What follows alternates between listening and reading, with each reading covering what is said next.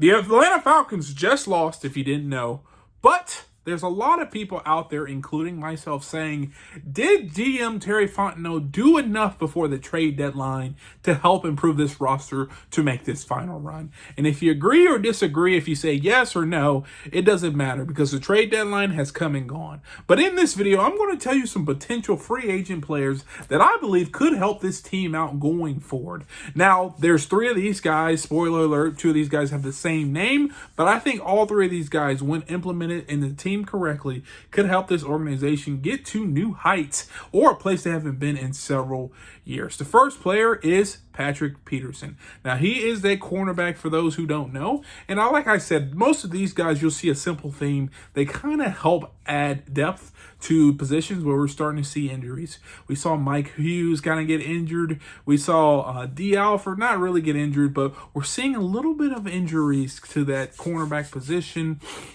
And because of that, I think Patrick Peterson is a guy that can come in, not only offer veteran presence, he's currently a free agent.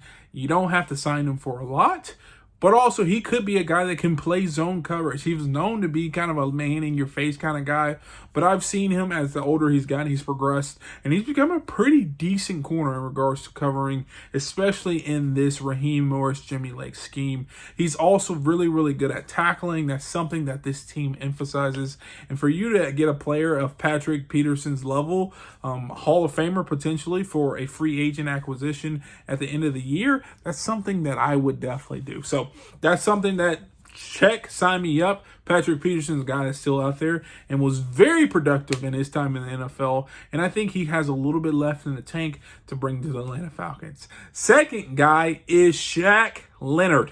Now, for those who don't know, Shaq Leonard is a linebacker. And the reason why I'm putting out Shaq Leonard is because he will add some needed depth to this team at the linebacker position. We've seen Troy Anderson in and out of the rotation. We've seen Nate Landman in and out of the rotation. Both were on injury reserve. And we just need some additional consistency. J.D. Bertrand, he's in and out of the injury tent. And I think Shaquille Leonard is a guy that's athletic enough. He's a little bit more athletic than Nate Landman, so he could cover when needed. But he allows the team and he allows Caden Ellis to run free.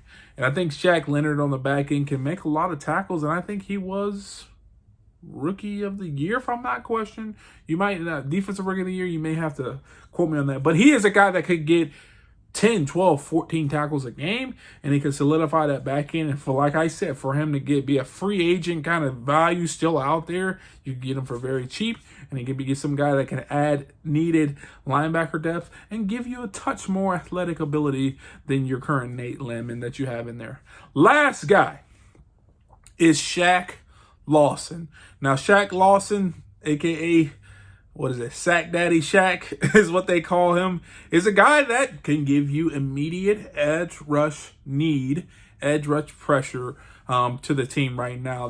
Both Raheem Morris and Jim Lake says basically the scheme and the game plan against the New Orleans Saints allowed them to not really be aggressive on the pass rushing end. Whatever, I mean, it's not like they had Miles Garrett back there. It's not like they had whoever. It's not like they were going to get there anyway. It's not like they had T.J. Watt anyway. Now, I can understand if, like, you had T.J. Watt and you did get a sack. But that's not the case. Now, what can the second Shaq bring to this team going forward? He's a guy that's been a 3-4 sack guy a year. And that's something what the Atlanta Falcons need. They need sack production. They need to roll in bodies. You can see Matthew Judon, I would say he's not living up to his contract, but also you can see he's not really in great game shape. And so bringing in another guy, you can roll in bodies, you can roll in talent. He will get some pressure on the quarterback. Now, like I said, you had some opportunities to go get out some guys in the trade market, but that didn't happen. And this guy, the second Shaq, is a cheap, viable free agent option that you don't have to have any commitment to. You can sign him, bring him on the team, and at the end of the day, if he gets 1 or 2 sacks between now and the end of the year, I would constitute that as a win for this organization. But if you agree or disagree with me with my list of players of who the Atlanta Falcons should pick up and who they can still acquire at the end of the season, Leave a comment down below, let me know. And if you want to see more videos like this, check this one out right here, where I say, are the Falcons in bigger trouble than they think, or are they in the direction they just got to withstand some adversity? And like always, peace.